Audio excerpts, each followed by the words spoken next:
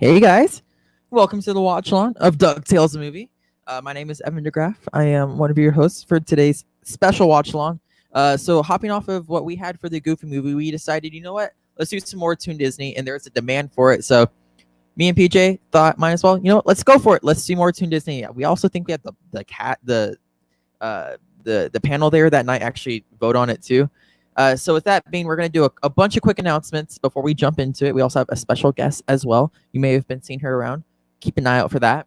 But first, we did a 420 Blaze It stream literally just like 40 minutes ago, not too long ago at all. It was really cool. We had some really great guests on from the likes of RB3, Mark and Draco, Rachel Silvestrini, and Max Dodd, and myself and PJ Campbell were also there.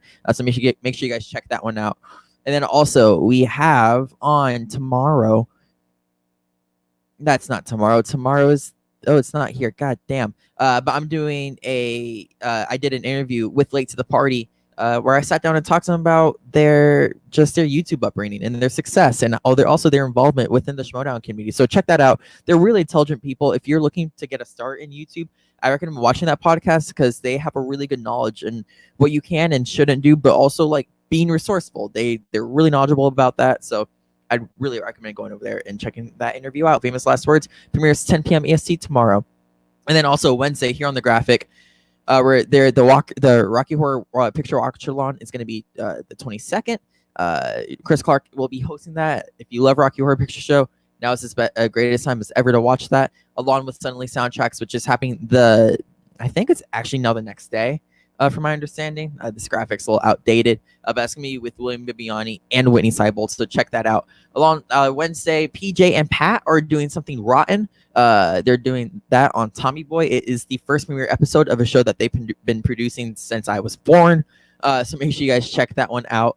And then also, we have on Friday, Young Guns 2, the next watch-along with Mark Ellis. I'm really excited about this. Mark Ellis is one of my favorite people in this space.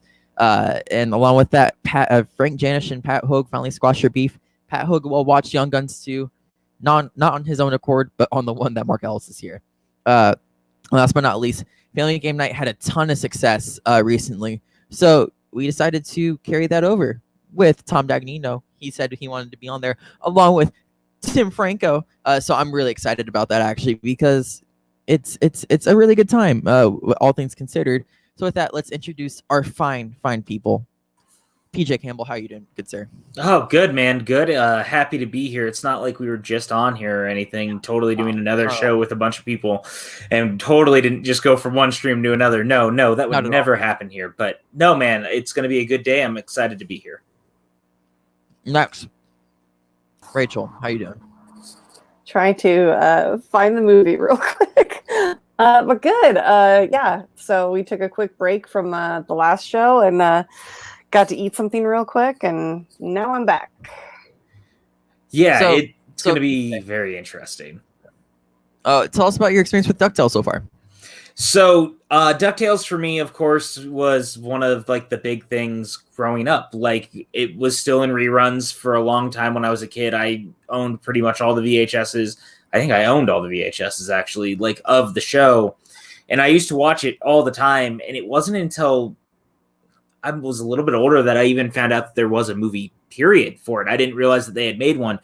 And so this was one that for the longest time kind of evaded me because it very rarely aired on television. It was not easily accessible at the time to find it. And it wasn't until like later on when Disney Movie Club really became a thing that it finally started to like pop up again and actually be something you could watch or find.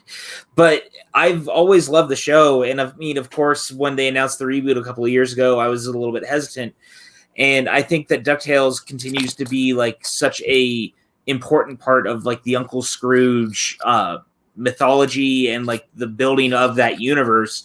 And it's been so integral to it. And I think that the new DuckTales not only does what the original series does, but I think it does more. I think it's like become a better version of what was already very good and has really streamlined what the IP can be. And I think that the movie, in a little bit of a sense, at least for me, kind of feels like the stepping stone between the two. Right. I know I haven't seen the old DuckTales, I remember you talking to me about the rebooted one. I'm like, no, there's no way this show is good. They're like, it's a bunch of fucking talking ducks and some weird mythology about freaking Scrooge McDuck. I don't care about a guy named Scrooge. The most I knew about was a Christmas special where God Scrooge damn, McDuck Evan. really goes through it. But God damn. I love the new rebooted series. You know this. I went through all 2 seasons at the time, and holy shit, I was floored. Something that seems so simple on the surface actually like has some really deep messages and some really great commentary about how they should deal with situations and maybe the parts that we don't see. It almost makes it more haunting at times. I think the show writers are incredible in doing that. So I'm really excited to see like where all that kind of came from. With that, Rachel, Ducktales, where's your excitement level for this? I love this movie. DuckTales is such a huge part of my childhood that when PJ said that you guys were doing this movie, I was so excited because I remember when I was little in the summertime, there'd be a whole bunch of like moms from like the preschools and, you know, the kindergarten classes, whatever, that became friends would get the kids together during the summer and buy like these group tickets, and like every like Wednesday or Thursday morning at like 9 a.m. they would do these like special like kids only screenings for all these amazing movies, and this was one of them. So I'm very pleased to be watching it again. Michael K put in the chat, fun fact, it was Uncle Scrooge comics that inspired the Raiders of the Lost Ark, which I can totally get even from the poster of this, and even from seeing the new series. Like, Scrooge is an adventurer at heart before a rich man. So I'm very interested to see where all that is. So before we go into that, I do want to remind the chat, we do have a Streamlabs. So make sure you guys check that out. I'll put the link in the description once the movie starts. So if you guys would like to donate to us to help keep us running, help keep us funded, I really appreciate it. But no stress. We're just here to provide entertainment during some really weird times. So guys, do we have the movie ready to go? I just want to double check. PJ, you have a runtime of like 108, right? No, I'm at 0000. Oh, you mean the runtime itself for the the movie's short. Yeah. Okay, perfect. 1:14:38. Yeah. Okay. So with that, I think we're gonna get started. Remember this, if you guys are a little bit late, this is streaming on Disney Plus, and if you guys find a way to watch a movie of either a VHS at home, which I don't think those exist anymore, or a DVD, you guys can follow along with us. But anyways, we're gonna get started in 5, 4. Or sorry, I'm gonna say go, and then that's like click on go. I want to make that clear because a half a second off makes the commentary weird. So on that, when I say go, that's when you click. 5, 4, 3, 2, 1, go. Man, I miss this old school Disney logo. Yeah, so much. 100%.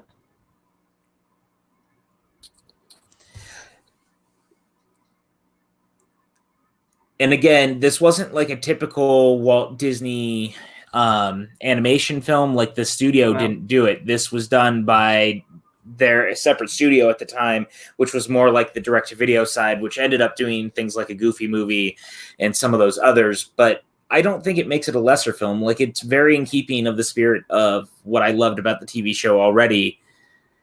And it actually feels different. Like, it felt, at least the first time I saw it, I remember how it felt, I guess, more expensive almost. I mean, they were doing more in the opening act of this than they do in the entirety of the series. Yeah, but they also didn't do so much that that the animation is different to the point where it's like discernible. Like, they just cleaned it up and polished it a little bit, and that's why I like it so much aesthetically, is that it's so reminiscent of the TV show. Yeah, it also looks like a really, really great like backdrop that you'd see in some of the movies too. I know that sounds weird, but like the matte paintings are some of my favorite things in like cinema history, and I think that there's something about the backdrops of this film in specific, like with the animation, it kind of feels like a matte painting. But you can also see there's like, it seems like at least there's actually a little bit of computer generation going on.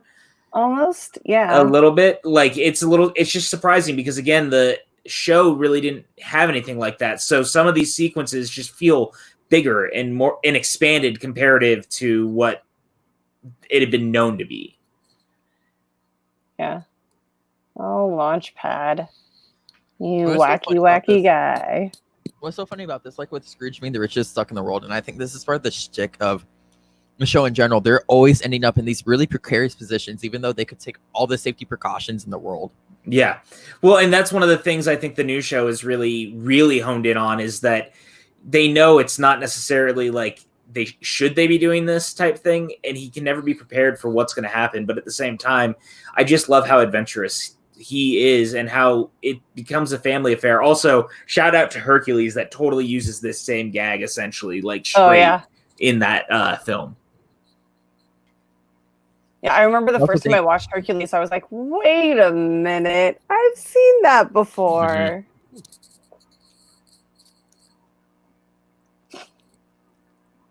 So Donald Duck isn't related in this movie, right? Yeah, he is. He's a not Della. Sorry. The I'm dumb. Did you say Donald Duck? No, the smaller woman duck, girl duck. Daisy? No, he's talking about Webby Gal. Webby. She's not related in this version, right? Well, she's also not like fully related either. Remember, she's just she's the Nanny's niece. granddaughter, Right? right? That's what I'm saying. I just want to make sure that the canon is the same. Yeah, that stuff was never really changed at all. Yeah. Don't judge. I'm upset. I couldn't even remember Webby's name because she's my favorite duck. Like out of the kids. It must be weird for you to actually hear them talking in the same voice, because the one thing I like about the new DuckTales is Huey, Dewey, and Louie actually have separate voices. Like, it's really given them very specific characters.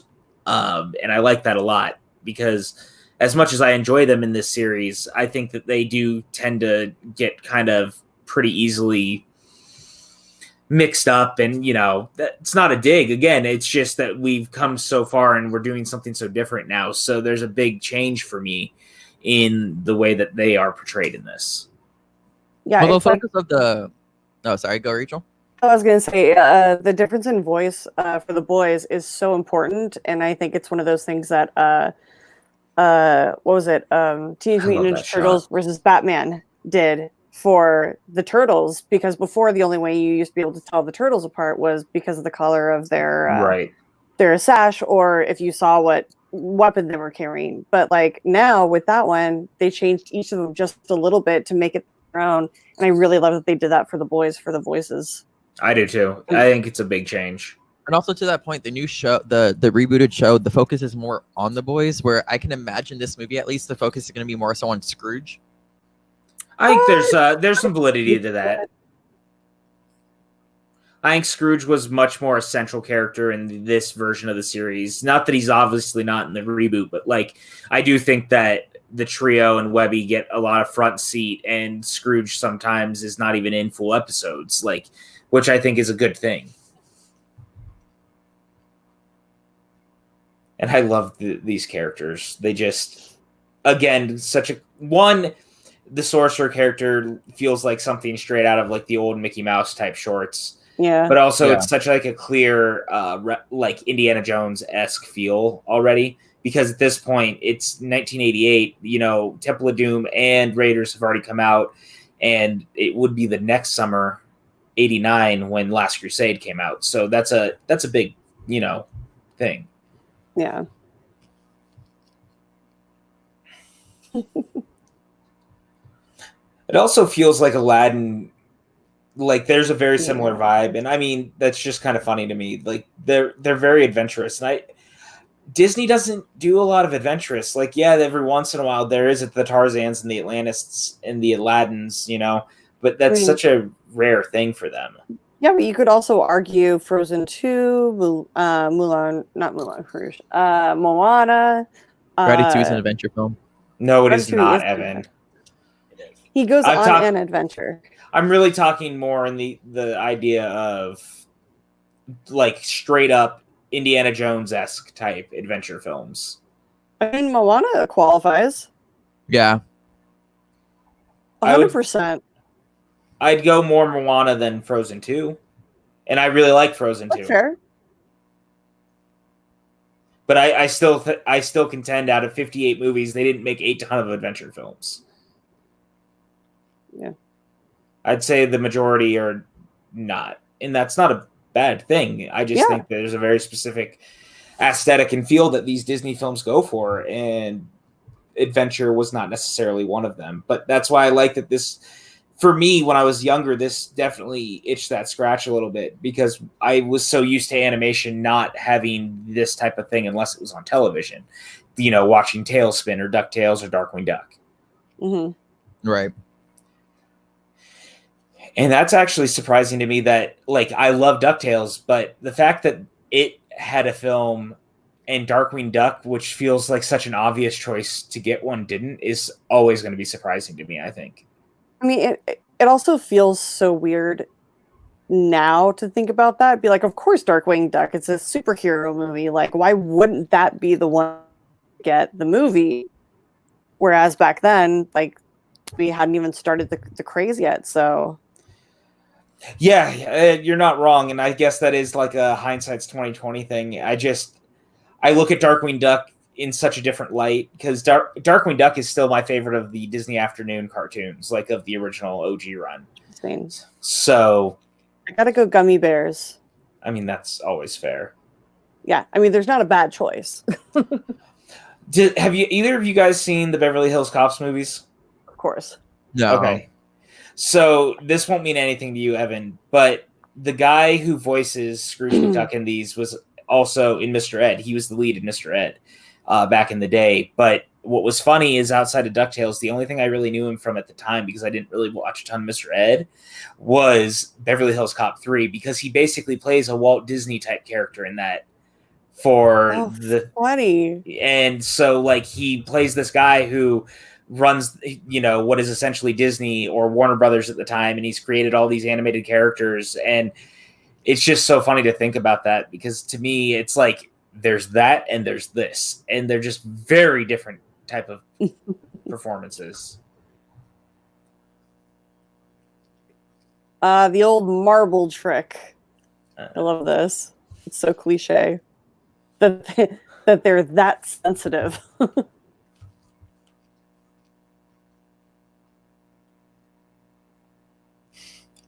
I do appreciate the aesthetics, though.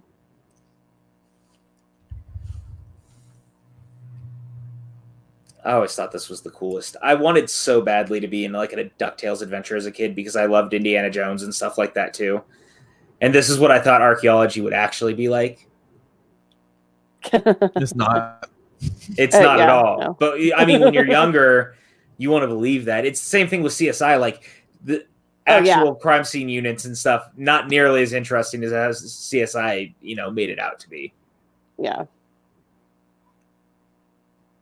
Yeah, you have to wear your uniform, you have to wear your hairnets and the coveralls. Like, it's nuts, like knowing exactly what the protocols were and them not adhering to them. I'm like, this case would get thrown out so effing fast. Right. Star Drew is also a fan of the Beverly Hills Cops. That makes me happy. Pardis has just come to the party. Pardis, it's good to see you, sir. Pardis. Hey, you remember? Because you were a Bay Area kid too. Did you remember when they were filming Beverly Hills Cop 3 at Paramount's Great America? Mm-hmm. And that, like, the whole park ended up getting changed over for it for like 3 or 4 months. I was actually there the day that they filmed the spider cage scene. That's amazing. Yeah, it was. There was like notices plastered everywhere. It's like, you might be on camera. We're like, who cares? That is the famous George Lucas cameo of Beverly Hills Cop 3. Yes. There's quite a few filmmakers actually in that movie, which is kind of funny. Beverly Hills Cop 3. This is the most anyone has talked about Beverly Hills Cop 3 on the internet, outside of saying how much they've hated it in at least 10 years. Yeah. Evan, could you give Pardis the timestamp for the film, perhaps? Yes. We are now approaching 11:45, and 7, 6, 5, 4, 3, 2, 1. That's 11:45. All right. Thank you, Evan. What the? Who put this together? Mike K, actually, real quick. Mike Case talking about one notable difference between the original series and the reboot now is all three of the nephews were actually the Junior Woodchucks. And yeah, that's actually accurate. It's a good one. Wait, as opposed to what? I believe it's the reboot, they're not all Junior Woodchucks. Oh, I didn't know that. Mm-hmm. Only is it Huey? Yeah. Just the red one. Eh.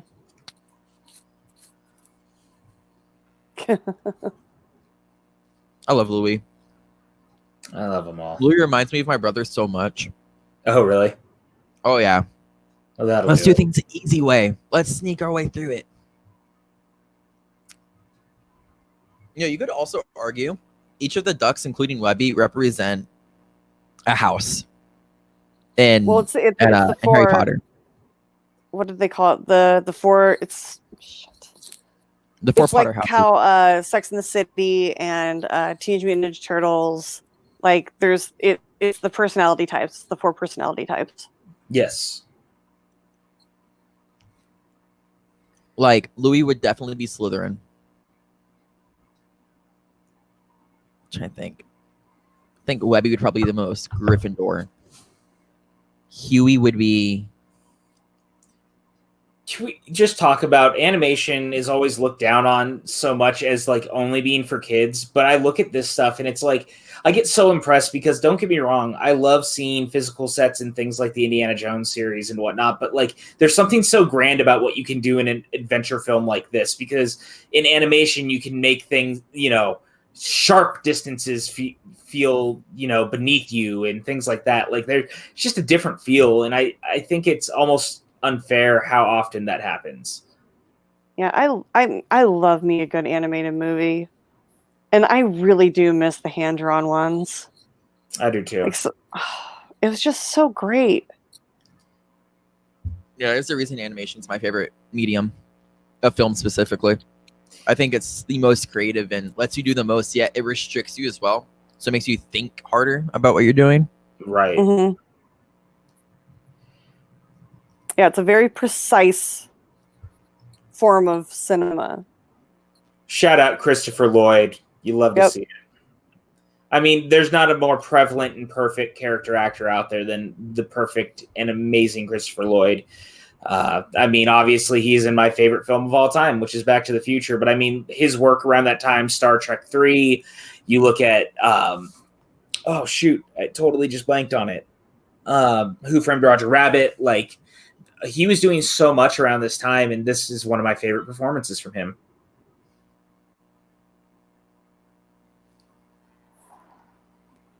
Like, you can't, like, get away with their eyes being red and, like, and like a live action movie or something like that, Right, like this with the crabs. Or the crabs. Scorpions. Scorpions, yeah.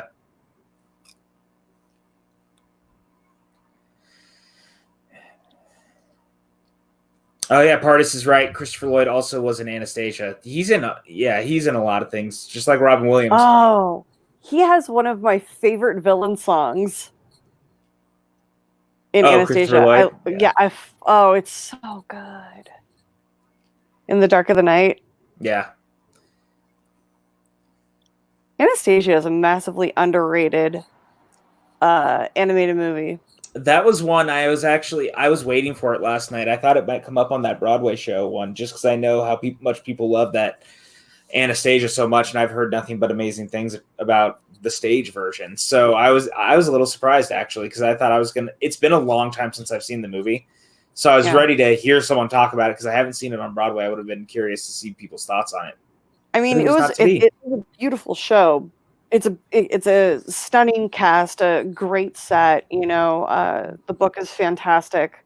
But of all time, hey man, I got Beetlejuice in there. I felt good about that. But there were ones that got left off that should have gone. Like Les Mis and Miss Saigon would have been like 16 and 17. What are we shouting out Ralph for, by the way? I know he's not here, but he's drinking wine with me tonight, so that's all that matters. There was going to be no wine tonight. If I did that, things would not have ended well for the stream, I'm sure. No. before the 420 stream tonight, PJ goes, "Should I get alcohol?" I was like, "No." He goes, "Why?" I'm like, "Do you want the stream to survive?" That's what I thought. Things you hate to see.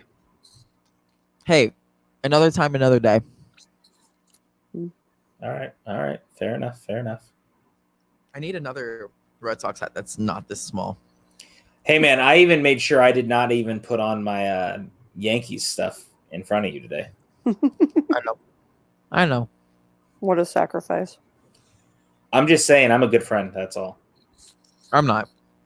I'm okay with that. No, you're not, but that's beside the I point. do love a good, like, idiot assistant, like, lackey character. Yeah, I get that. Well, I think that's one of the great tropes, isn't it? In like the best way. It goes back to Bond, like Bond and the henchman.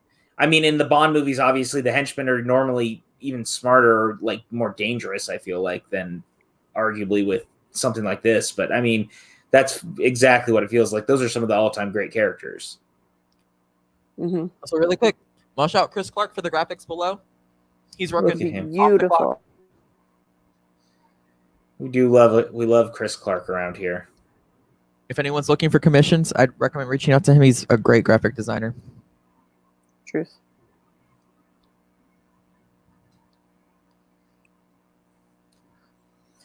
I really think that there's something really just grand about hand-drawn animation, man. I know I keep bringing it up, but like the scale of it and stuff, even though this was not one of the more expensive Disney projects, obviously, because it was not done by Walt Disney Studios and their animation department. It's done by, the people who were doing the television series and stuff. But man, like there's just something about it. I miss it, man. CGI is great and all, but like, I just miss this. Yeah. Back in the day, from a pure time when things were good, we got hand-drawn animation. I think like especially in animation today, the new hand-drawn animation is like becoming the claymation, where like claymation every time it comes out, people go to it. At least in the film community, Right. But when we had our last 2D animated film that was really popular, Princess and the Frog, people didn't go to it. Well, People it also weren't came out right around the time as Avatar. That played a part in it too. Right, but you get the ideas. Like in animation today, what people go for now, outside of massive crowds where people love CG films, I think like that secondary form of animation is no longer 2D. It's now claymation.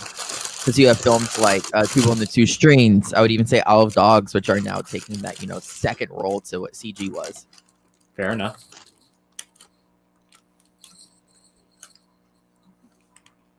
Can we get a Kubo and the Two Strings sequel on that note, please? Oh my god, yes, please. I mean, I would love for them anything from Laika. I agree with that. Laika makes some of my favorite movies. Shout out to Box Trolls. True. Box Trolls is so good.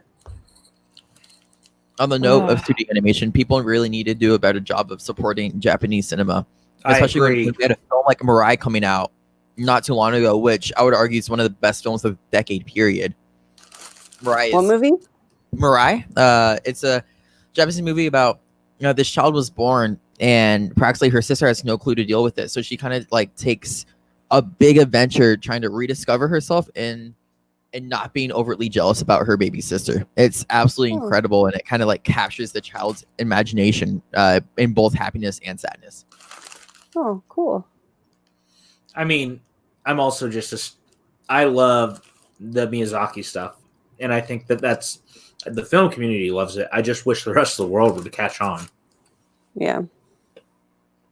I can't wait for it to become more readily available, whether it's through Netflix or Disney Plus. I know it's HBO Max. Somewhere. Oh, HBO whatever. Max is getting it. Like I'm so excited to sit down and binge that for like a day, just literally 18 hours. Just watch all of them. It'll be fun.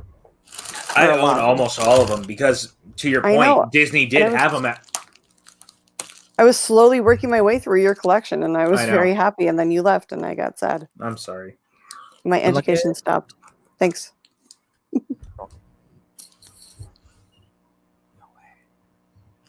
Oh, Mike K asked if anyone here saw The Missing Link. No, I should have. Yeah, I missed it too. I did, and you don't have to. It's like I don't. It's the movie you don't acknowledge. So I would even say, even on that note, another claymation film that I think really got overlooked was Early Man. That film is just full of heart. It was so good. I love the guys who do Wallace and Gromit. Aardman Entertainment is incredible.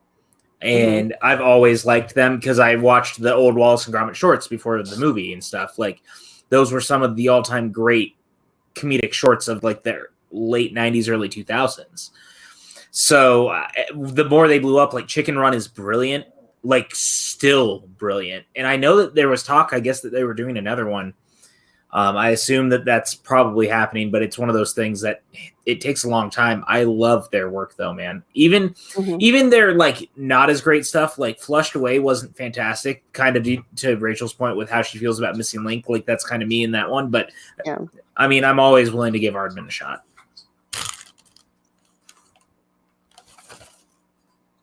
I want a baby elephant. You snuggle like giant puppies.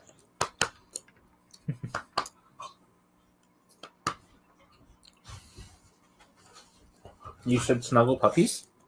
Snuggle puppy. Hello, sweet girl. Oh.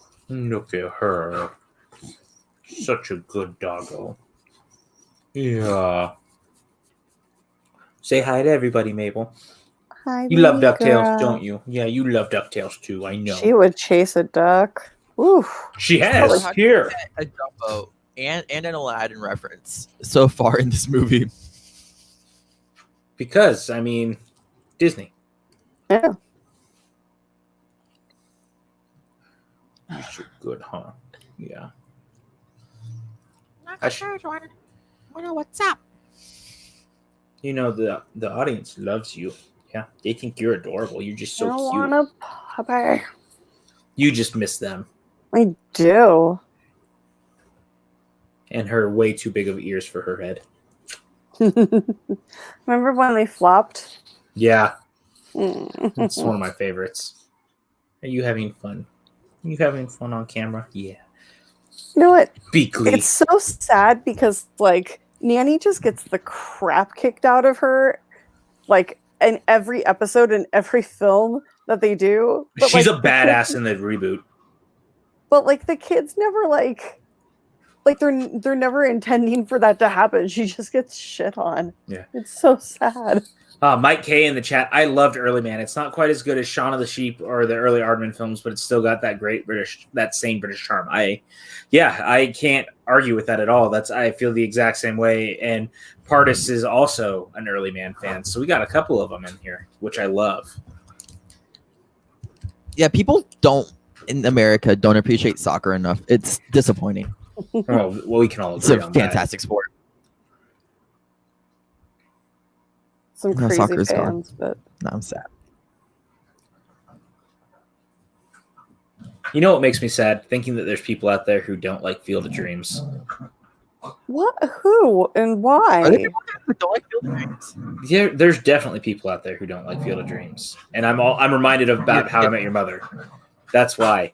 I just started thinking about that because we were talking about sports and people not appreciating stuff. And I was like, remember that episode of How I Met Your Mother where they start talking bad about Field of Dreams? It's awful. Couldn't it be me? No.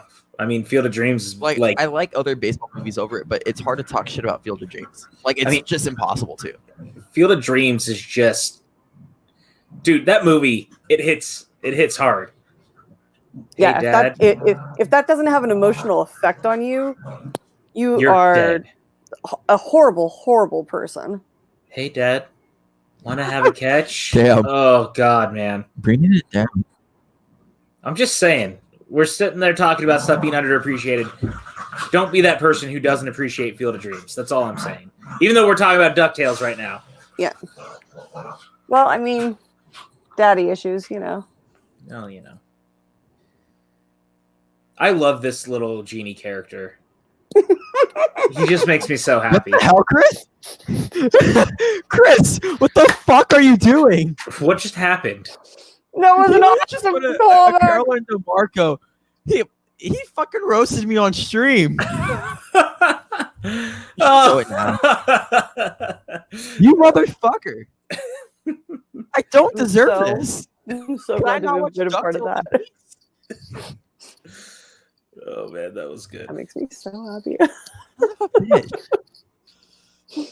All right, Stardrew is. See, I really like Stardrew. Stardrew coming out saying Field of Dreams is epic.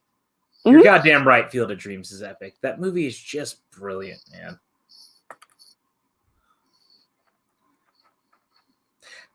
You know, here's the other thing I really like about the reboot compared to this, and it actually goes back to something you said earlier about gummy bears being your favorite at the time.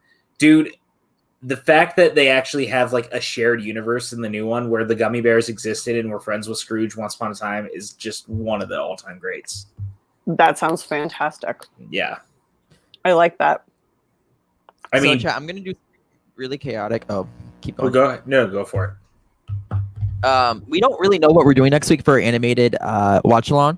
So go ahead and flood some suggestions in, as we have 5, and I think that's halfway our core audience. So if there's anything that is streaming on, I would say either Hulu, Netflix, or Disney Plus, go ahead and put it in the comments, and we'll consider it. I already have an idea that I texted PJ, but we'll see what you guys think. When did you text me? I don't have anything. It's on the private chat. Oh, idiot! Don't call me an idiot, you dipwad. I was talking about me, not you. No, fair enough. Can't argue with that one. God, that's Oh, I remember this one. What one?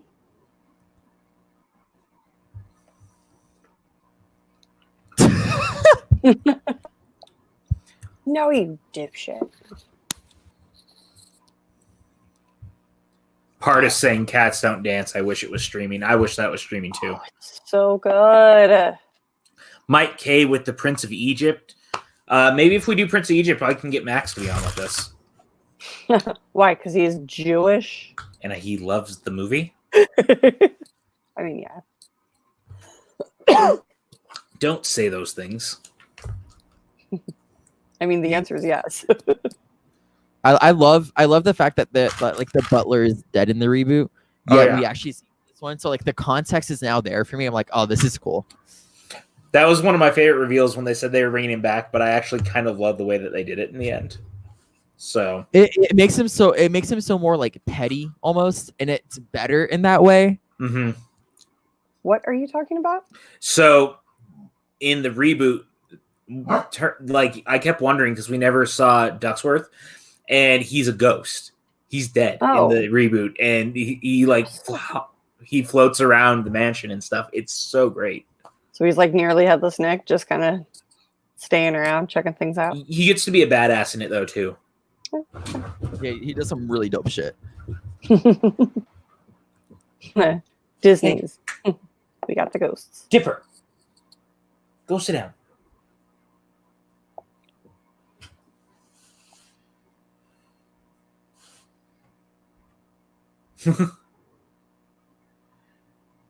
I always felt bad when he cried when I was little, you guys. I really did. I've heard of Atlantis. Michael J. Fox went there once. Yeah. I want to go. I want to do an Atlantis watch along so badly. I love Atlantis. I do too. I love Atlantis like so much. It has one of the one of the casts of the secondary characters that I care about the most in almost any Disney movie. Does that make sense? Mm-hmm. Yeah. Okay. Oh yeah, I don't disagree. I also I love the H.P. Lovecraft of it all. I love the epicness of it. I love how it moves. I love how it feels. It's just so good. I love that it's like almost like Polynesian steampunk. Yeah, 100. And Leonard Nimoy's in it. And who doesn't love Leonard Nimoy? Horrible, horrible people. That movie has one of the greatest teasers of all time. Yeah. I will fight anyone on that. I think Atlantis 100% has one of the greatest teaser trailers of all time. So oh yeah, Treasure Planet's good too, Mike K. Treasure Pilot would be cool. Atlantis: The Lost Empire would also be cool. Something I floated to PJ because Netflix is really weird when they drop their movies and put them back on. I think doing My Life as a Zucchini would be really dope. Yeah, that one would be really good too. I think that's a movie that got overlooked during Oscar season, and something that would be really cool to revisit. Especially like it'd be on our tone of doing smaller movies that people don't appreciate as much. So yeah, that's my pick. I love how ridiculous this movie is so far. Like, it is absolutely like just balls to the wall. It makes no fucking sense, but I'm here for it because it's DuckTales. DuckTales could always get away with that, actually, to be honest with you. Oh, exactly. Yeah. No, I'm agreeing. Yeah, Mike K is right. Mike Mignola's art style in Atlantis is spectacular. I wish that more movies look like that. Even the Hellboy animated movies that they made that I own don't look like Mignola's style 100%, which is utterly bizarre to me. Mike, if you've never seen it, look up The Amazing Screw-On Head. There was a pilot, and Mike Mignola did it. I think it was going to be on Sci-Fi Channel, but they ended up releasing the pilot on DVD, and it's like 30 minutes, but it's almost completely his style in like movie and animation, and it is the coolest shit ever.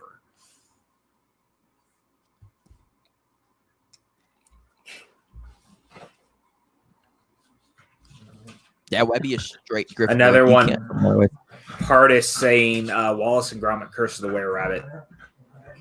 I mean, I feel like if you're gonna go into that whole world, I think you got to start with Chicken. Was it Chicken Run? Well, again, it's about what's streaming. Oh, that's true. Yeah, Mike, check out Amazing Screw-On Head. It is Paul Giamatti, I believe, is the voice of Screw-On Head in it. It actually had like a pretty eclectic cast of characters for a half-hour pilot. It's like very Hellboy-esque in the coolest way. Oh, so Chicken Run is actually on Hulu right now. We could potentially do Chicken Run. I wouldn't be upset. I wouldn't be upset for Chicken Run. I do like Yeah, dude. Actually, a good call about the maid is she's actually not too likable in this film. No, She's definitely. What? About Nanny? Yeah. I mean, to be fair, she's supposed to kill rats that come into the house, so... I mean, fair enough. No, I just think that her character is handled in a much better way in the reboot than I think she is in this series overall. Which, again, it's just they're doing very different things at a different time, but she gets to be like this British badass ex-secret agent. It's like... It's all the right, best. That sounds awesome. Yeah, and it's like Ducksworth is a lot more in the vein of like an actual... in my opinion, essentially Alfred, but a butler ghost version of him, which is kind of cool. Like there's some stuff with that original or that reboot that I think does 100% better than this show and movie ever did, only because it's a different time. And I think they were trying for something very different, but have also you seen feeling the the reboot same. at all, Rachel? Have I seen what? Have you seen the reboot at all? No. Okay. Do you have a Disney Plus? Yeah. You'll finish it in like a day and a half if you decide to start picking it up. It's that addicting. I hadn't binged a show that fast since Brooklyn Nine-Nine. Yeah, Rachel, with it being on there, I super recommend it. I think you'd love it. Okay. In my opinion, it is everything that this show promised when we were kids, but like the nth degree, because they can finally do stuff that I think no one else could do then, especially the shared universe aspect, because you're seeing like Goofy show up in the Goof Troop version of himself, and you see characters like Darkwing Duck hanging out with Scrooge McDuck, and the Tailspin characters are in it now, and like it's Chip and Dale are in it. Like it's rad, and I think it also like Webby gets to be this crazed badass version of herself, and like I can't recommend it enough. Yeah. Webby probably has the best arc of all the ducks, honestly. Well, her and Scrooge has some really great arcs too. Yeah, and Donald is a full supporting character in it. That's the other thing. Donald actually gets to be in it. Like, in the original series, he's only in the pilot, and that's like the setup for everything. No, he's a supporting character for the whole show. Also, Mike, where the hell am I gonna watch season 3? It's not on Disney Plus. We've tried using Pat's iTunes account; it doesn't work. So we're trying to figure out how I can watch season 3 of DuckTales because it's airing right now. It's not on Disney Plus yet because it's still airing like sequential order. That's weird. Why wouldn't they just put it on Disney Plus? Disney has another service called Disney Now, I think is what it is, and Disney Now is essentially like their version of Hulu, even though they have Hulu. But they put all their new episodes and stuff on there, and you get it for free if you have a cable provider. So yeah, but it's not even that. It's also the fact like they need those views on Disney XD to keep them pushing forward. Well, isn't it on Disney Channel now? They took it off Disney XD. I think it's on Disney Channel now. Really? Yeah, if that was the move because it was performing so well, they moved it to Disney Channel, I believe. I love that actually because the show belongs on Disney Channel. It doesn't belong on Disney XD. I agree. Shout out to Disney XD when they were showing reruns of the David Tennant years of Doctor Who a couple of years ago. Yeah. That was so random. But I loved it because it meant that they were putting Doctor Who out there for people, may not have seen it before. Because Sci-Fi Channel had bungled that whole run so badly when they had it, and BBC fixed that. But I mean, if you started watching Doctor Who when it hit BBC for the first time, it was the Matt Smith seasons like that. Yep. That was the big global push was for Matt Smith and Karen Gillan. So if you've never seen the Tenet run, I always thought it was funny Disney XD was playing it for so long. Also, Mikey just said that this season was actually on Disney XD. Okay, so that was the move. No, it was one of the two. It had flipped channels. That's what I couldn't remember which way it went. Liar. Oh, stop it, Evan. Pardis says, I want him to bring back Toon Disney. I agree. I would love that. Yes. Yeah, isn't this great, Evan? It's so much fun. Like take everything out of context. It's just a lot of fun to watch. It is. No, 100%. It definitely is. It's super whimsical. It's sweet, but without being cloyingly. Yeah. It doesn't feel like it's going to give you diabetes, essentially. Yeah. It's not. Yeah. Plus this guy. Any bad guy that tiptoes in. It makes me happy. Wait. Man, just so good. Bringing back the entire mining industry seems like such a backwards thing right now. What? The idea of bringing back the mining industry just makes me laugh. Where did you get that? Oh, isn't that what he was saying? Who? What does Scrooge want to bring back? Oh, he didn't want to bring something back. He wanted to wish for all the diamond mines. See, there's what I was talking about is the mines. Oh, okay. The mines being there, just funny. It just seems so backwards to me right now, but there it is. Paradis is saying in the chat, I hated how they turned Toon Disney into Disney XD. I actually really disagree. Disney XD was probably my most watched channel growing up.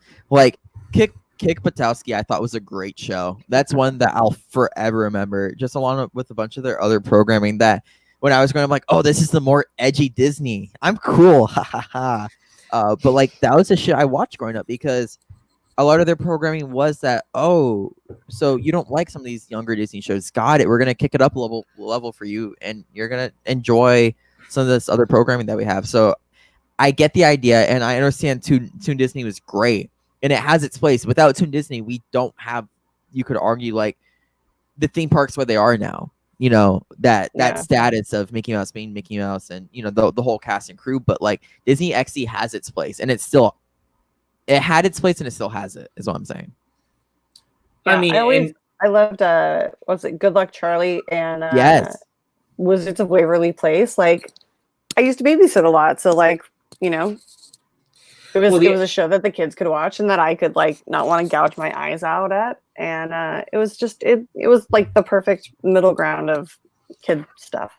Disney, Toon Disney was great in the fact that it showed throwbacks to some of the, at the time, edgier Disney stuff, plus some stuff that just normally didn't get played. Like the Young Inspector Gadget prequel, like having that on there when it started was just amazing, because as a kid, I loved that version because I always loved Don Adams. Like Don Adams is still to this day, like one of my favorite comedic actors of all time. If you guys have never seen the original Get Smart, not the movie, not that the movie's bad, but I mean, if you've never seen the original Mel Brooks written and produced and co-directed TV show that it lasted 5 seasons, and I want to say it's streaming on Amazon Prime or one of them has it.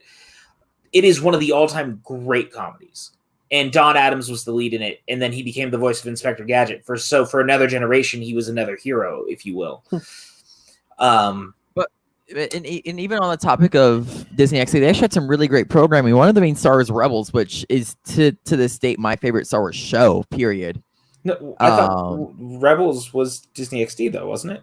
It was. That's what I'm saying. Like, shout out to Disney. Like, on the point of Disney XD, like, it had what I would say is the best Star Wars show to this point. Like, some of the programming is fucking insane on that. No, I agree. I think that it just evolved. I mean, it became a lot of newer content versus just doing what Toon Disney did for so long, which was basically just reruns, which again, there's nothing wrong with that. Yeah. But I mean, there's also something to be said about getting to do new things. And then Disney Plus's actual existence kind of negates the need for any of it at this point, because they're opening the vault to literally let you walk in and watch anything you want so frequently.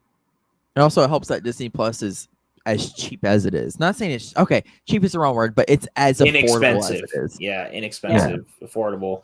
I think it's still the most affordable streaming service at the moment. Yeah, and I think also it's kind of the smartest purchase because it's the guaranteed quality. Like know that you're gonna love everything that you're getting on Disney Plus. It's so much content on it, man. So much content. And the new content is fantastic. Like the new content on it, you know, from High School Musical, the series, The Mandalorian, so a bunch of the documentaries that are on there, it's all such good programming. And I don't want to like the shame to be like, hey, we're sucking Disney's dick, but like, damn, Walt really did a fucking good job there. Pardis is 100% right. They do need to put House of Mouse on Disney Plus. Oh, yeah. And Mike says the same thing. Yeah, House of Mouse was one of the great, but like late 90s, early 2000s Disney TV shows. It kind of reminds me, another one they need to put on there, not animated, but still great, is Muppets Tonight.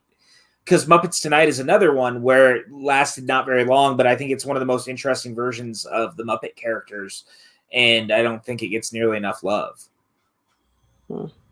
I'm a big Muppets person.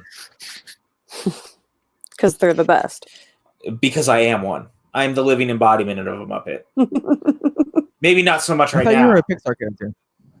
Yeah, that's what Kaiser keeps telling me. Yeah. But I've always really, like, even on my Twitter bio, it says I'm part Muppet. So that Muppeter Man song and the new one really resonated with you. Yes, it did. Muppeter Man is my anthem. Oh my God. I listen to it every morning. I take a shower to it. I sing it to myself before I go to bed. It's the song I'm going to sing to my child to put it to sleep in the future. I am so sad for your child. God damn. Dad, shut the fuck up. You're a fucking human. Cut this Muppet shit out. I will never cut this Muppet shit out, sir. How dare you? I'm sorry. What an unfortunate thing to say to me. I agree, Mike K. Yeah, serious lack of Muppet content. Yeah, I know. It's crazy. It's a lack of Jim Henson content. But I mean, I think there's also a lot of tension between Henson and Disney. I think Disney is, in my opinion, absolutely botched the use of Muppets in the last couple of decades since they've had them. Like Jim dying, the last great thing that they did. I mean, I love the Muppets 2011. That's probably one of my favorite Muppet films. But I mean, Muppets Tonight, they botched. The Muppet ABC reboot, they botched. They did most of the movies. Like, it's just a bummer. I love the characters. Like, even getting rid of Muppet Vision in DCA was just, it felt like that was heartbreaking because it was the last Jim Henson Muppet produced anything, and to lose it feels like a loss of legacy. I mean, I guess it's still in Florida, according to Evan. He told me that today, but like, I go there literally every time because it's a 5-minute wait.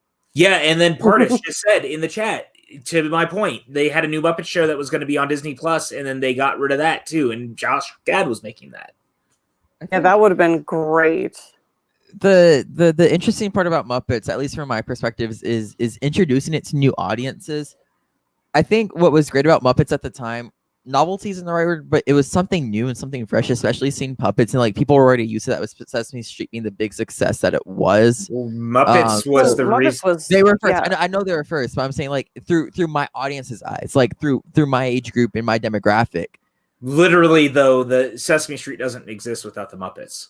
I'm saying that now, but like my theory, especially when you're trying to say Muppets, it's not for my demographic anymore, or people younger than me even. Granted, I want more Muppets because I love Kermit, I love the cast and crew that there's there, but like the question of will it sell is a fair one. It's a very fair one when you're talking budget and talking a bunch of things like that. It breaks my heart, man. I get it. I definitely get it because I love the Muppets. I really do. Because they're amazing. They really are. Apparently, I'm a gonzo. I took a quiz on BuzzFeed. Apparently, I'm gonzo. I've always gotten Kermit, like to no one's surprise. Really? I feel like you'd be Fozzie Bear. No. Definitely not. Time for you to actually invest in learning the Muppets, my friend. I fucking know the Muppets. Leave me alone. I mean, calling you a Fozzie is not far off the mark. It's also not an insult, so don't treat it like it is. Fozzie's great. I can't remember who I get.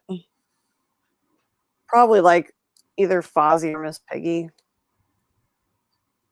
No, not Miss Piggy. Maybe Janisch. The closest person I know to Miss Piggy in this community would probably be Chris Clark. Yeah. Yeah.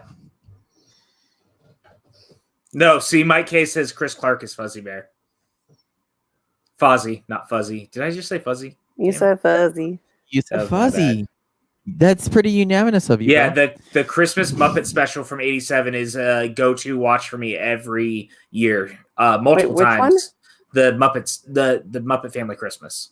Oh, yeah, that was one of the things we bonded over. I know, that's what I'm talking about. I mean, the first time you see the Fraggles and the Muppets and the Sesame Street characters all together, and Jim Henson, I cry every time I watch it. And it's when Jim Henson's looking at his creations and essentially says, I just like seeing them have a good time.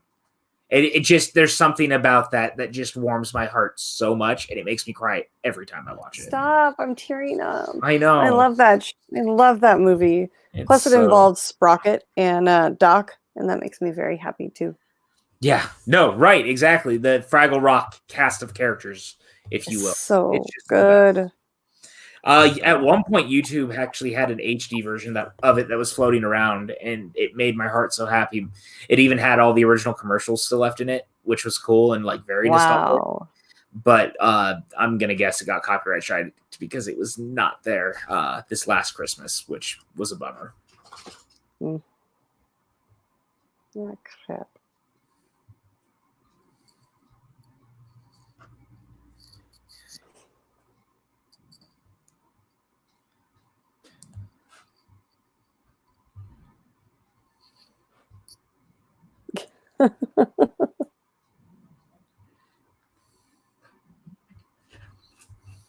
Dude, I never realized how gacked out Scrooge was in that scene. Oh yeah, definitely. You know what show was like super duper underrated back in the day if we're talking about all this fun Disney Bonkers? Oh my god. Bonkers was I do remember Bonkers. It was basically Roger Rabbit the series. Yeah, but as a leopard. It was so good, man. Shout out to Bonkers, I guess. Dude, have you never seen Bonkers or like? No. I barely remember it. I mean, I remember it, but I don't remember I couldn't tell you a storyline. I just remember he was a cop. Right. And that's about it. Oh, dude, is it one of those that like you wouldn't have like remembered it if it wasn't brought up to you? Kind of. Brings back all the memories at once. Kind of. PJ, check the private chat. I saw it. I know we do. Okay. See, Mrs. Beakley would never do that in a new series, which is why I think that, like, I don't say she's a better character, but like the character is more developed and serves as a great counter to Scrooge. Right. Star Drew is with us. Yes, on Bonkers. Pardis is with us. Yes, on Bonkers. See? There's people who remember. And I remember the theme song too. Hey, shout out to Bonkers. You know what? I ain't mad. Good for Bonkers. Bonkers deserves to be here, guys. It was just also the other thing that I'm on the Disney XD Wikipedia page because I actually got really interested in it. It had some really great content that came from Disney Channel. Like Phineas and Ferb had a shit ton of reruns on it. Gravity Falls had a shit ton of reruns on it. Mickey Mouse had a shit ton of reruns on it. So like the content on there was actually like consistently good, you know? Yeah. No, it's a good platform, man. They do the hard driving force, I think, behind keeping animation alive a lot of the time in the Disney space, because I think that we take it for granted a lot nowadays. And I think it's unfortunate because we were very lucky, I think, as a generation on the cartoons that we grew up on. And I think that there's something to be said that, you know, the legacy of DuckTales has lived on for as long as it did for that reason, or even like the Aladdin TV show. Like the Disney animation back in the day was very spectacular, and it resonates for a reason, you know? And I think that this is a testament to that. Like, look at this movie that here we are, we're all watching it together over 30 years later because we like it.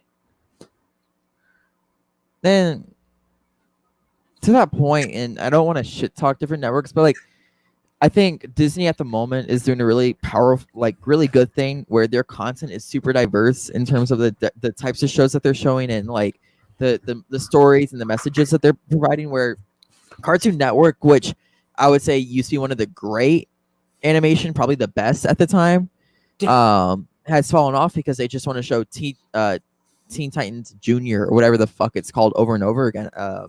My roommate and I were watching a video about it. Practically, most of the programming, at least in the U.S., is centered around Teen Titans Go, the movie, or the show, the smaller one where they're all mini. Yeah, that's Teen Titans Go. Yeah, Teen Titans Go, where like. Yeah, I think you're overstating a little bit with the Cartoon Network thing. Not in the way that you think I'm going to go, because it's more in agreement with you. But like, dude, I love Cartoon Network. But even when I was younger, I don't like. Yeah, there was Courage the Cowardly Dog, and there was Time Squad, which I don't think lasted nearly long enough. But I mean, I don't think a lot of their animation was always that smart either. Like, yeah, they had Adult Swim, which had, you know, Samurai Jack, but also they also did Ed, Edd and Eddy. And I love Ed, Edd and Eddy. It is one of my favorite cartoons, but to call that even close to high art would be over exaggerating by a lot. I feel like no. I'm saying about like even 5 years ago, where we had Steven Universe, we had the regular show, we had the Amazing Adventures of Gumball, Adventure That's Time, fair. and then Rick and Morty just started airing then. Like, well, and again, hit a golden age, and they just couldn't make new content, and they fucked themselves over. Well, that's unfortunately, like in my opinion at least, and I don't want people to go after the company, but I feel like WB has botched their animation a lot over the last decade or so. I mean, the lack of character usage of even their like pantheon of classic characters is absurd. Well, I mean, even look at WB from a bigger perspective. They're still milking the Potter franchise, but literally in all the wrong ways. I mean, I'm one of the people who likes Fantastic Beasts, so I can't like totally go with you on that. But at the same time, if you told me that they were going to team up to do an animated series or something of Harry Potter, sign me up. And that's one of the perfect ways you could do it, is do Harry Potter in animation, but they don't seem that interested. Yeah, people are short-sighted. Well, I wouldn't even call it I wouldn't call it totally short-sighted. It's not even that. It's more quick buck. I feel like, and it's so they aren't necessarily even just being short-sighted. They're just looking for the easiest bang to get their money that they want because these guys don't have enough already. Or even need though, because I think Warner Brothers is finally feeling the heat from Disney for after like 3 years of getting outshined. Right. I mean, every way. And they're trying with the Space Jam 2 thing. They're going to try to make the characters relevant again, but I have a hard time thinking that Space Jam 2 will feel relevant to an audience that didn't grow up with the original. And especially an audience that doesn't respect LeBron James, which is as sad as that is to say out loud. There's that audience, a big group of them doesn't respect James, who is going to be the heart of that film. Right, and I agree with what Mike just said, that he's excited about HBO Max because they seem to be trying to go back to doing it more animation, and one of those included a Looney Tunes style reboot and a live action TV hybrid with Christopher Lloyd and Robert Zemeckis, I believe, actually doing a Looney Tunes spin on kind of doing a new version of that. So I'm curious of how that'll work, but I hope that's true with a lot of what they do, because I do like their animation and I think that they've squandered it. I feel the same way about Universal. I think Universal has a great back catalog of characters when you look at Land Before Time and Fievel and stuff. And Land Before Time actually did get milked for a very long time, but Fievel's a great series. What are they doing with it? Not a lot. And I love that animation too. The Don Bluth. Just so beautiful. Yeah, I miss Don Bluth, man. I was talking about that the other night. You look at stuff like Cats Don't Dance and Rock-a-Doodle-Doo and, a lot of that Don Bluth type style, but Don Bluth, man, that dude made dark movies too. They weren't just fun. They were dark. I mean, We're Back is haunting still to this day. It's one of my favorite dinosaur movies, but there's stuff about it that still freaks me out. And just, that's who he was. The fact that they did Fievel as an immigrant story with mice and what that journey looks like is incredible, daunting, batshit crazy, and it turned out wonderful. Yeah, that movie should not have worked, but it was perfect. Yeah, and even the sequel, when they did the Western. To people listening on audio or even now, I'm sorry, this kind of derived into an animation conversation, but I kind of don't disagree with that. I'm not sorry about it either though, because while this movie is good, it's also really nice background television. I could do my homework to this movie almost, if that makes any sense, which isn't a bad thing. I think we got more caught up just talking about how much we love stuff that DuckTales ended up influencing, as weird as that might sound, and its overall place in the pantheon of animation for the times now, because the TV show was influential in a lot of ways, because it and Tailspin were two of the more forward and front-centered serial television at the time. I mean, especially when you consider now, that seems very normal for a lot of these shows, but at the time it was not. One-off animation was, Rachel can attest to this, one-off animation episodes were way more the norm than doing stuff like this. 100%. It was so much easier for them. It was less of an investment, and I hated those one-off animations, because it always felt so cheap. It was just some ploy. Mm-hmm. But God, I do love this. I do love the fact that this show mixed something so based in realism in Scrooge's love for money and the mystic arts, which is so intangible and so far on the other end of the spectrum, that I love that mismatch, especially in the show. One thing yes, and that's what I wanted to bring up earlier, and we started talking about so much other stuff, but one of the big things I love about this movie so much is that it would have been easy to use any of the normal rogues gallery, like the Beagle Boys or Magica or, Glomgold. It would have been easy to lean on doing a movie that used previously created villains. Yeah. But they didn't really do that. They didn't use that as a crutch. They went in a totally different direction, and I love it for that. Yeah. Also, to Mike's point, this is why I have to get you two on my podcast. PJ and I were just talking about this the other day, how we're soon about to make a freaking schedule about getting on as much as we can. So literally just DM you. We're in a group chat with you. Yeah. DM us, give us a time and date that's not 10 p.m. EST, and we'll be there. It's true. No, really, I would love to. We're trying to branch out a little bit too, because we're trying to make sure that people, know the channels exist and stuff. And Rachel, just to your so I've made sure to put your channel in the links of all the video descriptions. Aww. So that way people can find it for you. Thank you. Love you. Mwah. I got you. Also, it's been really This is dark awesome as getting fuck, by the way. Yes, And I this love is. it. It looks like an actual Dio album in animation, and I'm here for it. It's Dio with ducks. It's also been like, Rachel, to PJ's point, it's been like getting awesome to like know you over these past 2 days. And like it's sad that I couldn't be there earlier, but like, when we meet up, it's gonna be fun drinking rosé.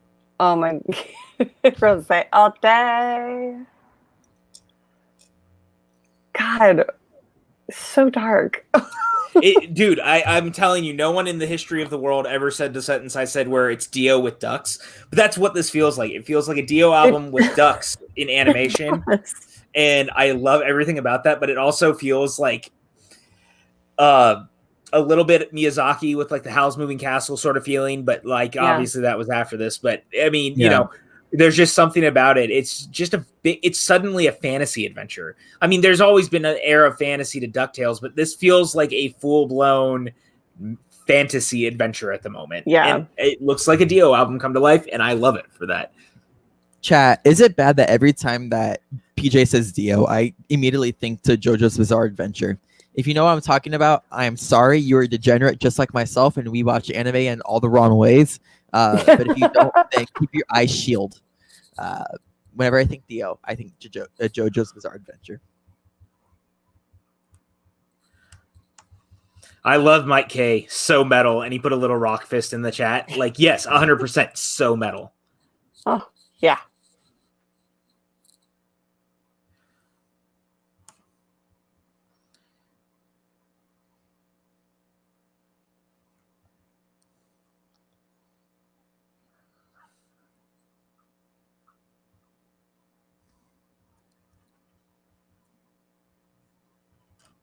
It's like a combination Pinocchio and Aladdin. Yeah. Yeah, it is. And I love it for that. Man, it's just so good, man.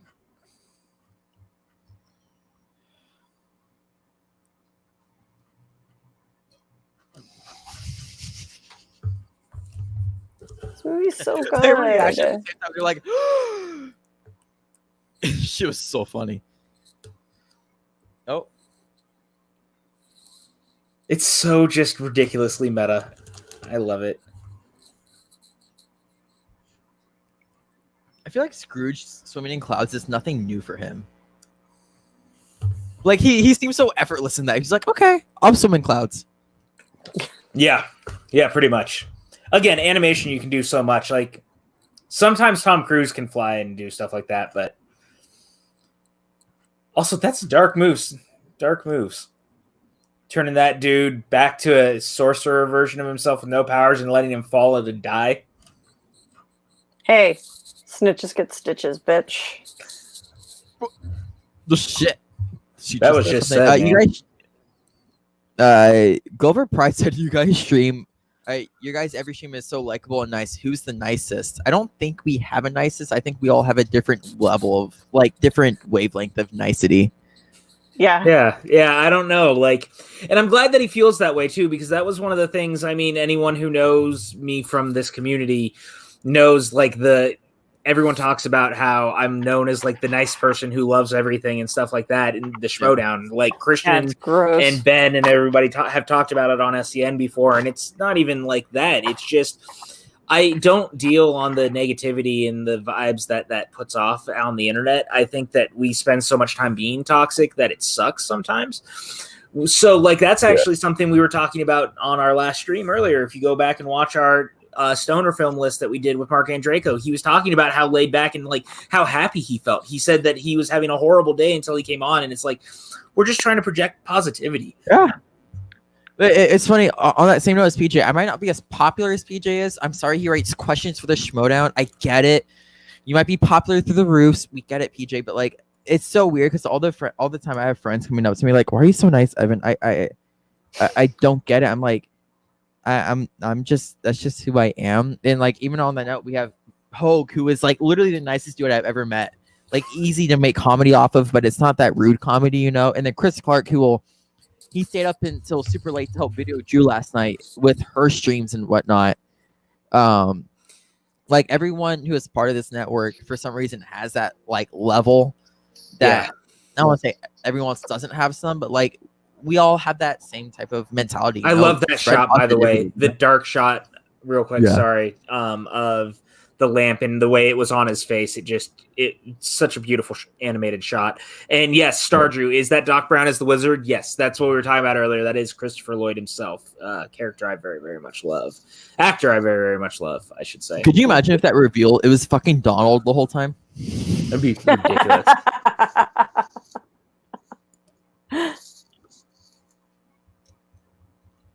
Yeah, I don't know. Everybody's. I think the level. As corny as it sounds, like you attract what you put out. Mm. So I think that we're all very. We all have the same like wavelength of kindness, I guess. But like does attract like. So I think that might have a lot to do with it. I think so too, man. And I love all these people like very, very dearly. And everyone who's tuned in knows like that's why I also go on other people's channels and stuff. Like I love these people that I talk to because we're also friends. That was the reason we did this, because like I've said it a lot over the last couple of weeks, but like when all this crazy stuff started, it became also trying to keep ourselves sane during the fucking apocalypse. Like I want to hang out with my friends if the world is ending. So, you know, we sit down, we talk about movies, we bullshit. And like the fact that we have people showing up every night and watching the stuff we're doing, you guys care about the content. And that's a really great feeling. Like we look at the numbers every day just to see how stuff is going. And you guys continue to surprise us for like 3 weeks of, you know, work. And so it just makes me feel really proud and really humble. Like I can't believe that you guys actually care enough to tune in and hang out with us, and yet you want to play video games with us and listen to us talk about movies and Broadway musicals. Like it's a big thing. So thank you is what I'm getting at. Well, that's also the help of Rachel too, though. Like she out here with that knowledge that I know I didn't have for Broadway musicals. I definitely gave my new wave brain out there. But also that brings to the end of Ducktales. Well, I didn't pay enough attention to the movie because I think our conversations were much more interesting than I was expecting. The film was a lot of fun. It's something I would definitely put on again. Maybe during 420 when I'm high as shit and be like, why is there a wizard duck? But it's a good film, and I appreciate that we took the time to actually watch it. Yeah, man. I enjoy this movie. I think it's a really just fun adventure film. And also, I gotta say, man, the balls of this movie to not use the animated logo and music until the ending is very interesting, because even if you look at almost every Bond movie, the Bond theme is somehow, or the Bond theme for the movie is somehow always like weaved into the tapestry of the music in the film. So it's just interesting to me to see that in today's hindsight, where I'm like, they didn't really use it. And that's so interesting to me. I love this movie. It literally is a snapshot of my childhood. So it totally is. I mean, there's very few movies that exist that bring me as pure happiness as this. So I'm glad that coming off of a Goof Troop or a Goofy movie, the Goof Troop spinoff, like it just felt like the right move. And I'm glad that we did it. I also do want to say, like, again, thank you so much, Rachel. Like, you have been on our show now for like fucking almost 24 hours. Yeah. 12 hours. Where I've been dying. Like, you guys have seen me throughout literally the streams this weekend. Evan has been deteriorating, which doesn't happen. I have ADHD. I thrive off of a mental what's the right word? Not disorder, because it's not a mental, it's a mental just thing that I have. I forget the word. I'm a psych major. I should know this. But I thrive off of that. And yet Rachel's still here staying strong with us. So again, I really appreciate you being here. And if you ever need some guests on, I'm sure me and PJ could pull some shit. Yes. Oh, I mean, I'm gonna have you both on. I just need to think of the topic and make sure it falls in right with all the fun stuff I have in planned. Well, I would love to have you back. I know that you're going to be on Suddenly Soundtracks with us, and I know we've got a lot of other stuff coming up, but I would love to do some more. We got to get you on one of the game nights eventually. When I found out that you guys were going to be doing Cards Against Humanity, I was like, oh, they probably haven't asked me because like they don't want to go as hard as they know I'm going to. And then I see fucking Tim and Tom are coming on, and I'm like, those motherfuckers. Tim was in the chat that night trying to get in already, and then Tom, we found a way to create cards in the virtual deck, and one of them was the card literally said Finstock. That's it. That's the card. And it came up as it was. I think it was this thing won the Academy Award. Who won the Academy Award for what? And it was like Dick Picks won the Academy Award for Finstock. That's it. That's the card.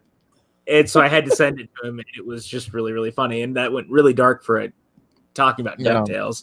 So PJ, we filled our jobs. We don't have a movie for next week yet. So I think we should Twitter poll it. Yeah, I'll Twitter poll it. Guys, put what 4 movies. We kind of talked about a bunch of stuff, but put in the chat real quick what you guys want us to see. I kind of like the Simpsons one. I don't know if it's on Disney Plus or not, but I just thinking about it because Stardrew brought it up, and that would be very different compared to some of the stuff we had done. And it kind of falls into the theme of what we've been doing of jumping from television to movies. Yeah. And then we could do Wallace and Gromit. Like we could continue to do that for a couple of weeks. There's a few of those.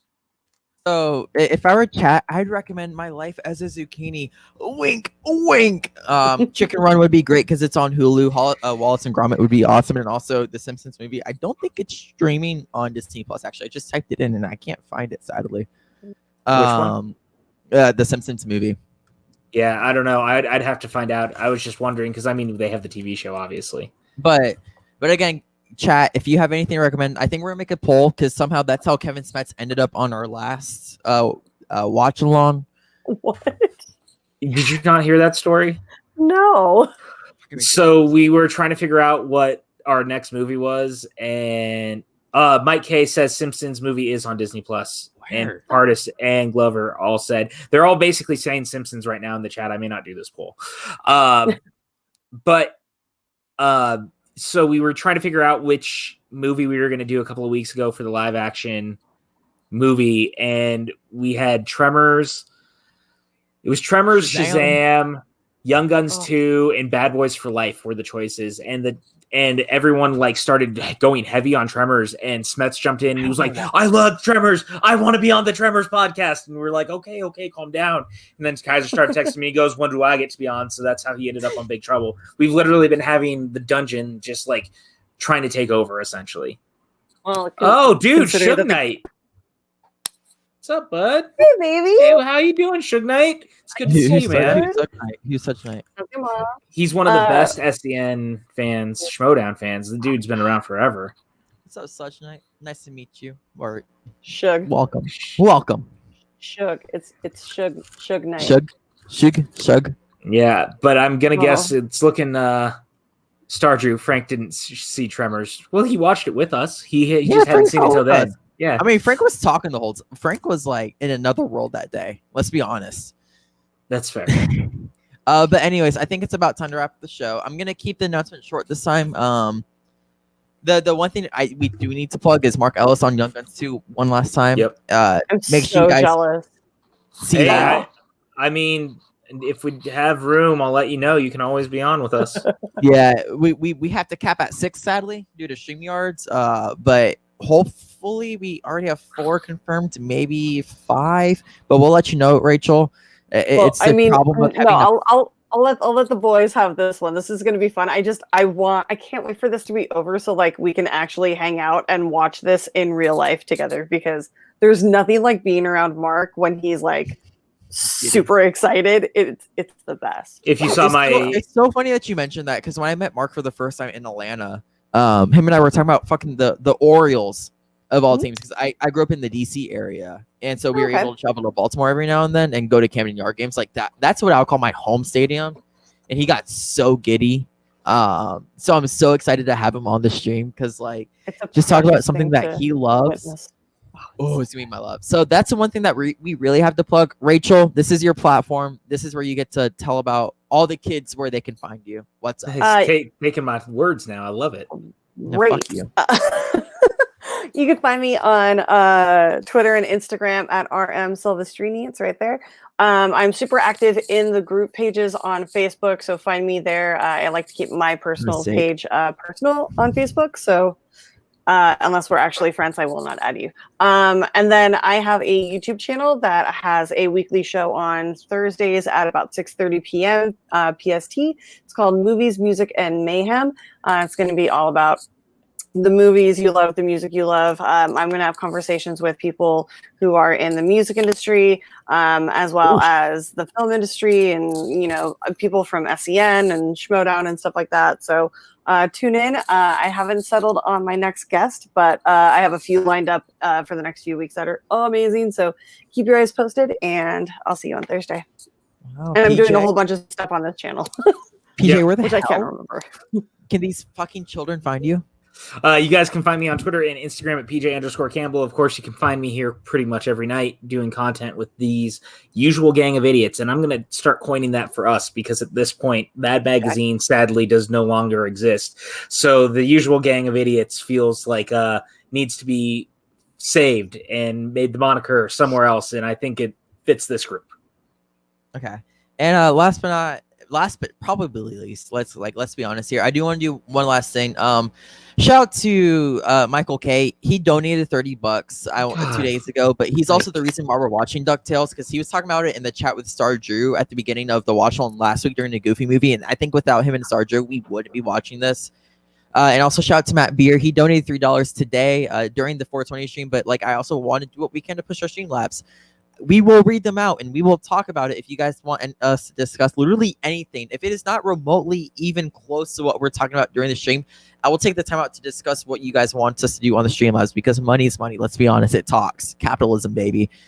So with that, you guys can find me at Evan Degraff Live right here on Twitter, and also I think it's just straight up Evan Degraff on Instagram.